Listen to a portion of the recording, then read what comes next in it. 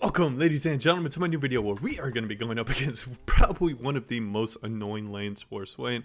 So saw a couple comments on my Discord as well as a couple comments on the YouTube about just how annoying this Xerath lane can be. And then compounding it with something like Ezreal poke can make it even worse. Now, obviously something like Caitlyn would be even more annoying due to the traps on your Zhonya's as well as the really big damage coming out of her Q. And really long auto attack range. So we are going to be looking to punish this bot lane on when they have those really big windows where they lack power. Now, Xerath has, I don't know what this affiliate is doing. Xerath slows himself down when he Qs. This is when he leaves himself the most vulnerable when he is in lane, so you need to look to punish that. We are going to be going a tankier setup. We're going Glacial Augment, Magical Footwear, Biscuits, Approach Velocity, Revitalize, and Font of Life. We are going to be grabbing the Locket this game, as well as a tier, as well as Revitalize. We're going to be consistently applying Font of Life, as well as providing a lot of peel for our Aphelios. We have a lot of damage coming out of our team, so we don't really have to go too heavy of a damage build. Sorry if I'm a little out of breath. I was just doing a bit of a run, so I'm a little bit tired and just out of breath, but excited to play a bit of League. Oh, jeez. And it starts super early. Getting W'd, I guess, randomly.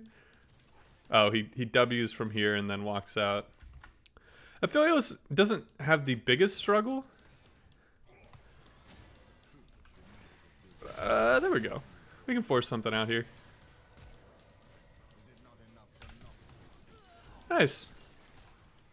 I don't know what that affiliate splash was for. Oh god, I got juked so hard there. Alright.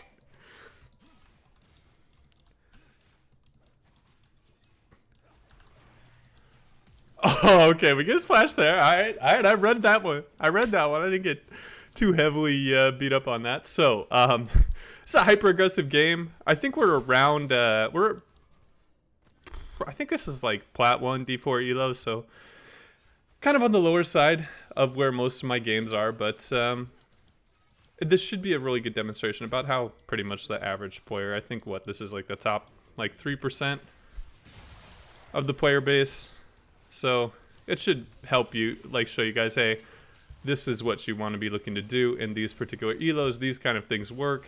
Obviously, trading on an Ezreal when his E is down is really nice. And then trading on an Ezreal level 1 when you're able to get a lot of stuff done like I did there is going to be really big. Now, Aphelios does get a nice amount of sustain, so he doesn't have that big of an issue in this lane. I am going to be the one that has a bit of an issue in this lane. Ezreal provides a lot of magic damage coming out of it, both of his W and his R. See, I punished the slowdown of his Q with a W, giving me a passive proc and a heal. I wonder if Aphelios wants to back out here. This would probably be a pretty good back timing because we don't want to get poked out too heavily and get zoned off CS. He's definitely going to get stopped here, right? It's not warded if that Aphelios doesn't get stopped. I might get stopped here at the W or EQ from Ezreal. No? Okay, cool. So we're going to grab that, we're going to grab that, and we shouldn't get too heavily punished by this Xerath now. Neither of us went potions, which is really not good, but we'll see how this goes. We have a really nice team comp. I love Trundle in the current meta. I think he's insanely strong, particularly with lethal tempo. Obviously, Mundo's the highest win rate champion in the game right now, as well as Kassadin being an S tier champion. Even after the nerfs, he's still going to be extremely strong with his really nice AP ratios. I think that he is just going, this team is super strong. Aphelios isn't like the biggest and best S tier champion. Obviously, things like Vayne, and I think even Kaisa with the new changes, the buffs that she got with her Q, she's going to start seeing a bit of a resurgence in solo Q. So Aphelios isn't the best, but he's definitely not the worst. It's not like having a Ezreal or I don't know. Just so I'm really lost a lot of faith in a lot of gens, at least in the MMRs that I play, and I just don't think they are too good. I love playing with Aphelios because he can purple gun, and that purple gun allows me to get a passive proc, which is really big. So you can see there, the W didn't really do much damage. Q didn't really do much damage. I can get a proc off of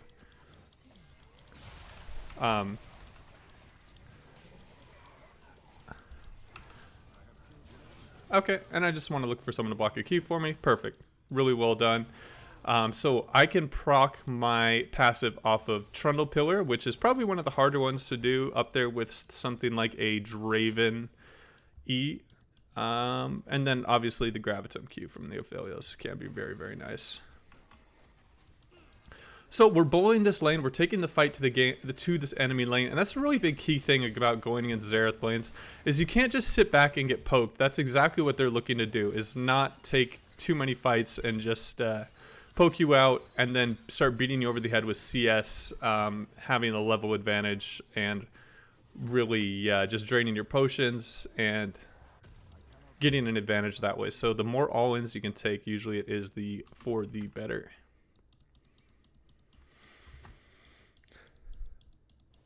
And again, we took advantage. We landed that E, I think, on that Xerath when he was throwing out his Q, or when he was trying to be a little bit aggressive and get some poke. Getting a Locket for this Aphelios is super, super nice because he's going to be able to pump out an insane amount of damage. And usually the only thing he's gated by is his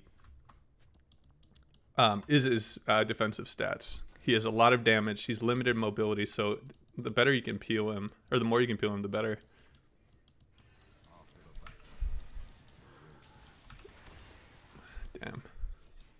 Damn. Okay, he had a ping. Cool. We don't want to just get doubled up on by the Xerath poke. Cool. So we can look to punish Ezreal autos and Xerath Qs. That's when they are the most vulnerable, because Ezreal autos are a lot lower range than his Qs, and then Xerath slowing himself down with the Q is really big as well. So Rek'Sai has some really unique gank paths where he's able to kind of slip behind your back lines and then tunnel under you behind in lane, which is probably one of the most punishing playstyles from junglers, similar to how Shaco can have unique paths as well. Again, I was looking for Ezreal to... Ooh.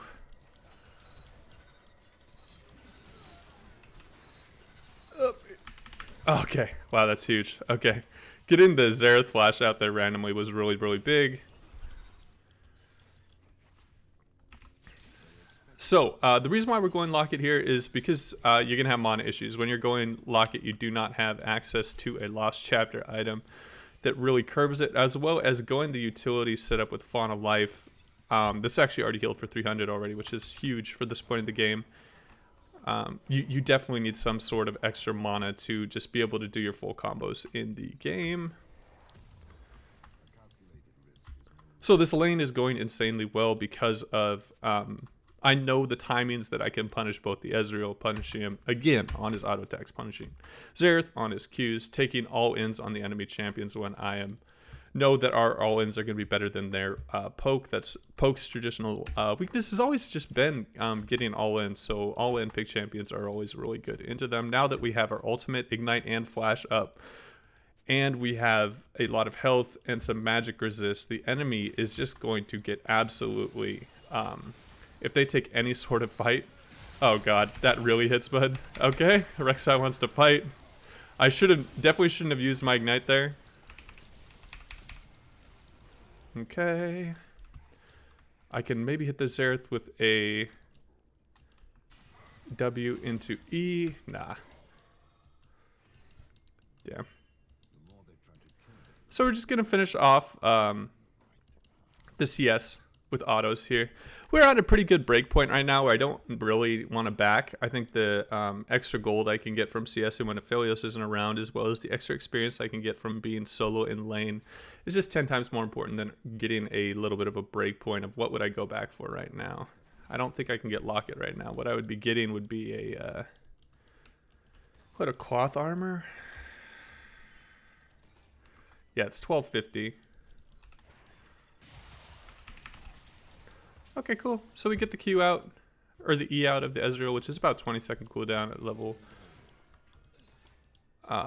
1.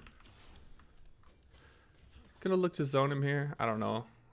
I'm pretty sure he knows at the Trundle's bot side.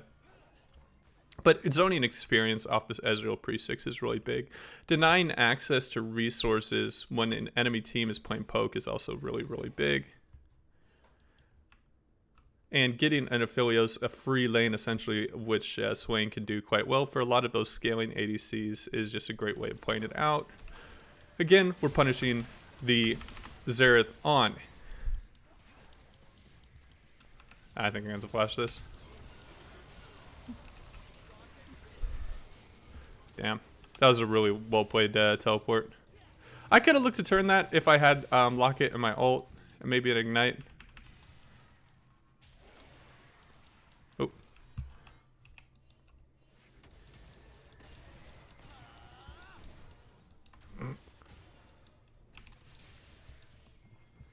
Yeah, I don't have any issues with this. Oh. I wasn't close enough to get that proc. Yep. And just making the Ezreal think that he can win some sort of all-in with me being low health, even though I had my ultimate up, was big. Alright, huge. We are just really steaming along. And if I can do this with my brother Poor Micro, I think that anyone can do this. It's very simple concepts to execute. You just need to know what you're doing. And everything just becomes a lot more easy when you have a better understanding of what the enemy is looking to do in lane and what you're looking to do in lane. Cool, we have our magical footwear. We're going to back for this dragon timing because it's going to be pretty big. Looks like they're going to look to stack dragons. Our Aphelios doesn't have a completed item, which kind of sucks. Is what it is. We're going to grab that. I'm going to go a little bit aggressive here because we're doing so well in lane. Traditionally, if I was even or a little bit behind, I would go a giant spell there just to increase my overall utility coming out of my Font of Life. As well as, I think, is the slow amount increased? No, slow amount isn't increased by health. It's only increased by the heal, shield power, AP, and AD. Okay, I'm going to put this on the point that we want. It's going to be really hard for this Rex side to contest because our bot side is just so much stronger. They're going to have to get a lot of poke.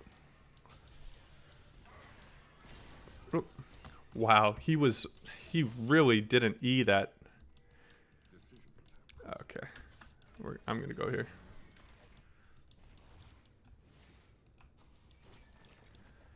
Okay, and I'm going to stay still. Oop.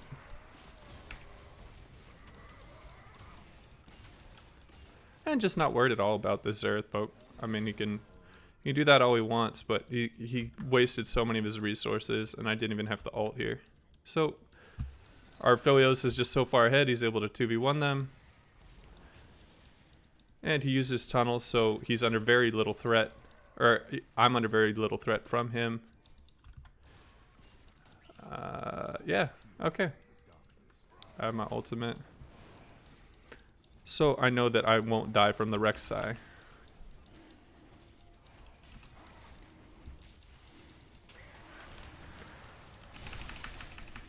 So put the Rek'Sai under threat there. I'm gonna proc a bunch of red buff autos there. Okay, and their bot side should be coming back. So just dueling the Victor, distracting him was big enough to really just put them in a rough spot. I think I was actually the one that, yeah, I ended up getting the dragon. That's kind of funny. Man, this is awkward. This is super awkward. Yeah, we're just going to wait for the giant spell. It's such a big back. We're not having any... the enemy team, the biggest threat is definitely going to be this Victor. He's going to be super strong. He just is... he's going to more of a defensive build, so he's not going to Ludens, which is nice. But he still definitely is going to scale into an absolute monster. But so is our Aphelios. I don't know why that Aphelios would want to take a fight there. I don't know why Aphelios is going Gale Force, but he's so far ahead that I don't think the build will matter too much once he's in a 2v2 situation where I can look to peel for him. If I didn't wait for the Giants belt there, I could have turned that 2v2. Having a huge front line in the Mundo, though, should be rather big. Is it gonna... Yep, I was able to get the passive proc, which is big. Nice. Okay. Well, Philios, I think, gave a shutdown, right? Oh, just a 150 to Ezreal. And NA Ezreals aren't really going to be able to do too much. Anyways, with that, so let's see what they look to do here. Are they looking for a back timing? Yep, just stopping a back, getting an easy passive proc. I'm going to actually push out this wave because no one's coming for it. If they want to do this, I'm fine with that. Wow, okay. I think I flashed at a wrong time, definitely there. They really, really wanted me, though. When did I need a flash there? I think I needed to flash over the Ezreal ult. I didn't flash over the Ezreal ult. Yeah, I got hit by the Ezreal ult. That's what I was trying to do. I'm just old man, a little bit of slow reactions. Could have been able to do that maybe a couple years ago. But yeah, I needed to flash over the Ezreal ult, as well as I was trying to get out of the E-cast that was undoubtedly coming from that Victor. So they got a really big shutdown on their big carry, which is really, really unfortunate. I should have looked to try and give it to the Rek'Sai or the Ezreal. Anyone, pretty much, except Victor. That's pretty much the last target you want to give it to. The Kassadin having access to farm is really important here. He's at 128, which is pretty good for Kassadin being in that rough matchup. Looks like Kassadin is sticking around, maybe looking for some sort of dive up in the top side, so I want to push in his wave so when he comes back he doesn't have a wave that's pushing out. Oh, I should have been looking to help here. We're fine, looks like. Ooh, Victor's there. That is not where I want to be walking. Nice, Philios is able to get a kill in the 2v1 situation. Yeah, Gale Force is just super powerful right now.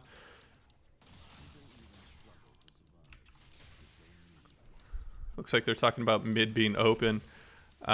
This Victor is definitely not going to open up. If you're ever playing Victor and you are doing well, I'd recommend you never FF just because of how strong, how hard Victor can carry. So I'm going to stop this.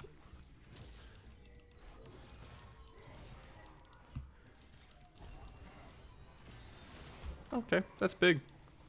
Him being able to get a kill. Wow, Victor killed him. So I'm going to have access to my Rylai's after this. Oh, there's two of them. That's so annoying.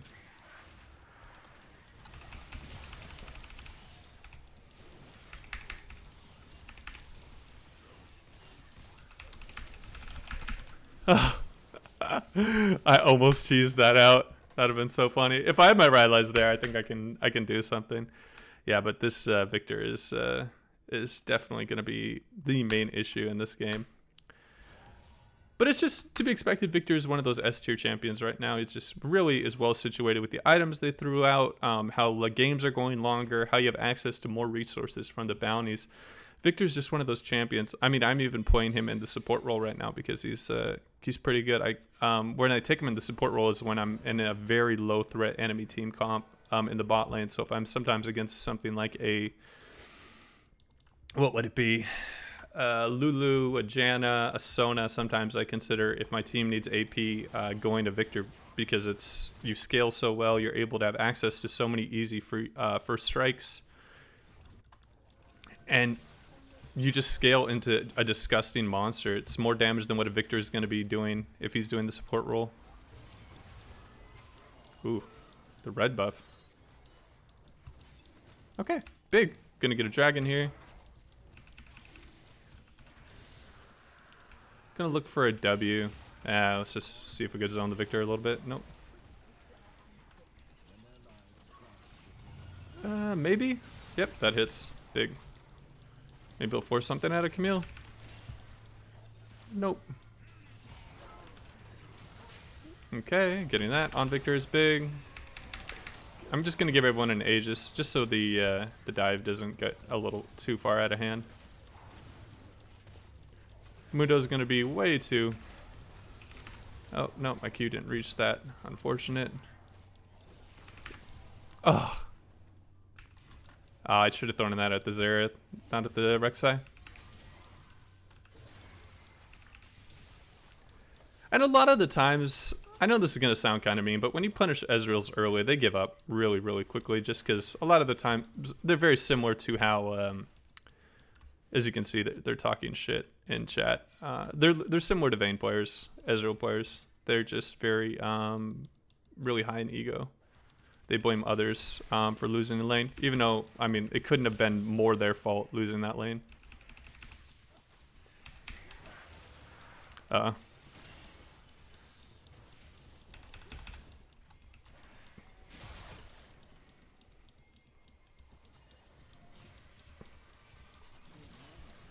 Alright, cool.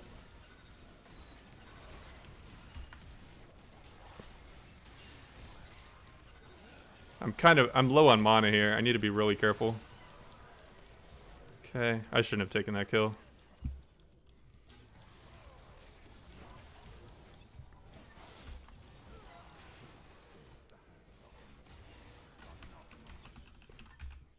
I'm just laughing in that guy. That's Xerath's ult.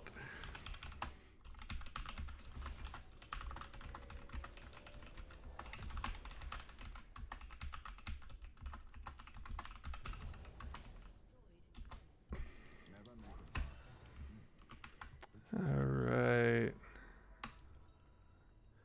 Can grab this. Grab that. Merc trays aren't really going to do too much for me compared to Tabbies, just with the lethality Rek'Sai.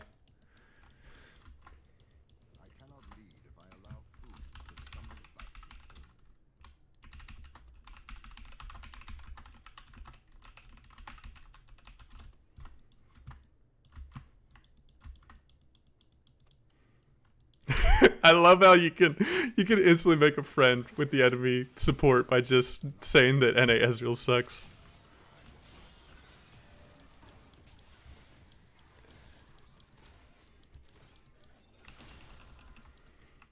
Alright. So our Kassadin is definitely at the point where it's just going to out-carry the Victor, just because his carry potential is higher.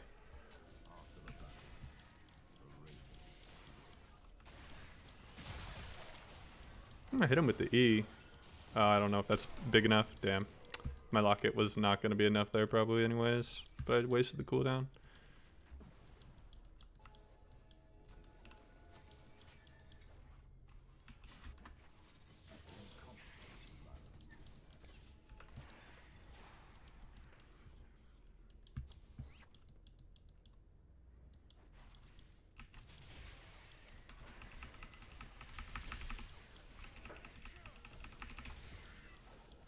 Okay. See if I can force the Ezreal E out with that W. Nope. And the Ezreal's dead. He might be dead to the Victor though. Oh, Q him! Q him! Oh, why didn't he Q him with that?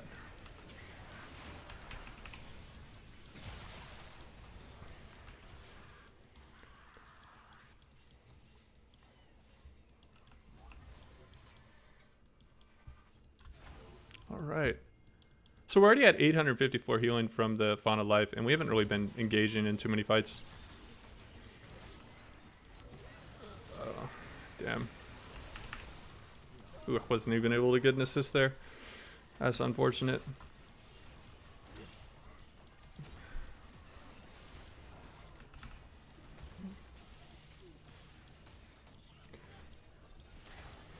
Mundo's just dogging these guys.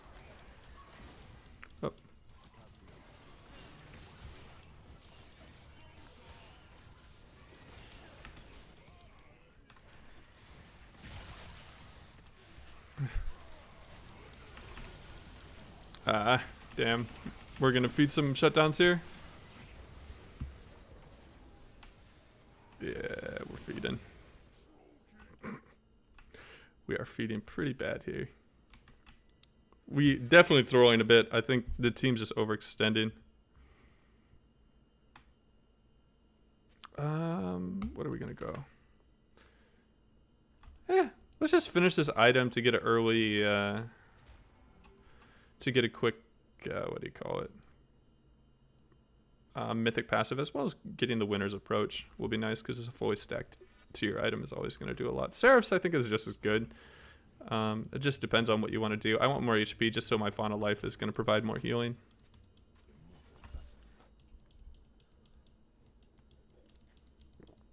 This happens pretty much in every single game in NA around this elo. Is one team gets pretty far ahead, the other one will feed over a couple objective bounties, and the games usually becomes a little closer. Oh, W didn't do anything there. Unfortunate. The Rexa is also kind of stalking him. Wow. Are they just going to do Baron now? Nah, they can't do Baron.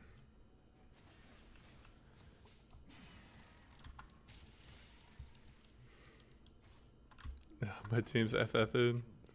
Dude, it's okay. Calm down.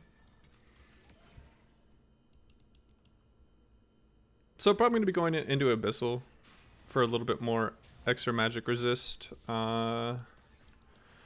I don't go Mikhail's here. They don't really have anything too important to Mikhail's off. But that's my other magic resist option when I'm going this build, because heal power is really nice because of your constant. You're pretty much perma Fauna Life procs. I wonder how much a Fauna Life proc would go off when I have like this completed item and it's on the Spirit Visage Mundo. It's probably gonna just heal for a crap ton. That's something you should be consistently looking to do on Ezreal, is just trading your W for their E. It's your W is, or their E is 10 times more important.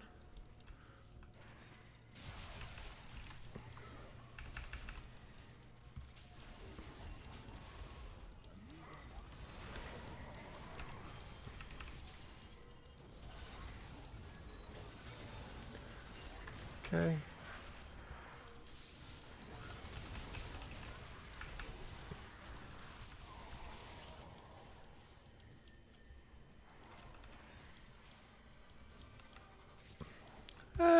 Two for two. We didn't get any shutdowns. Probably not worth.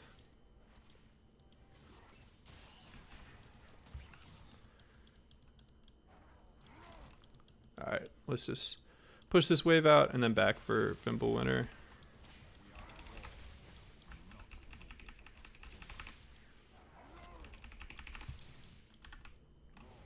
Mundo over pushing. I gotta look for a W on that Camille for an assist. Alright.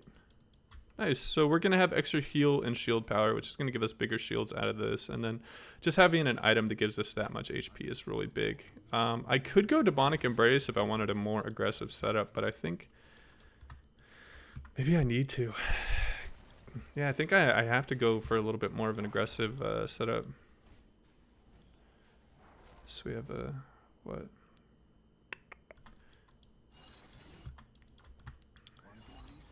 It's unfortunate Aphelios has really thrown away kind of a massive lead he had. That I got him from lane. He just didn't really know how to deal with. He's not even under too much threat.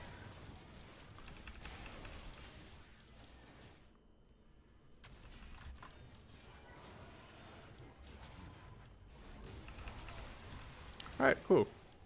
This big?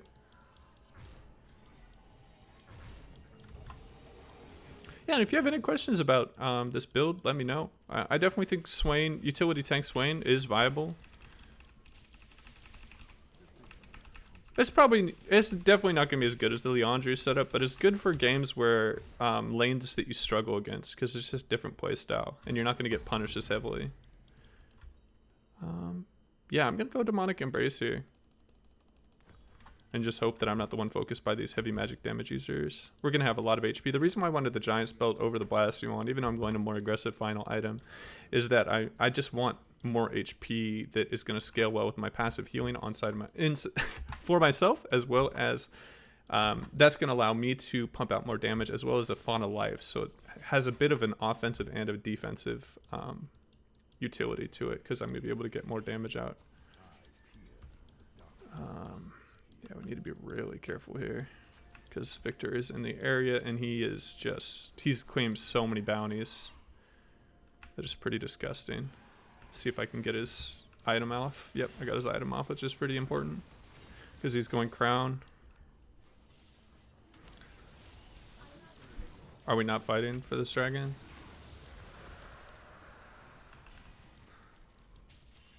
Yeah, I guess we have to look to stop backs here. I think what? Like right there would be a backing spot? Nah. Damn, Camille was able to get there. Ooh.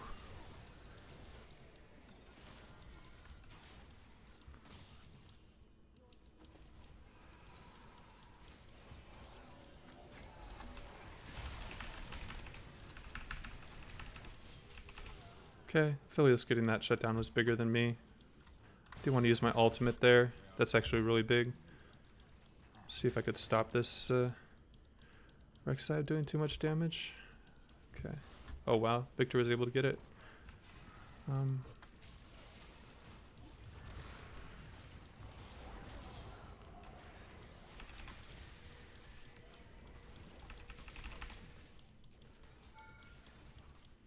Okay.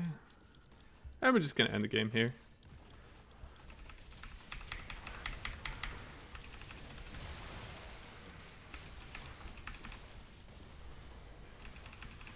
Don't even really have to pay any mind.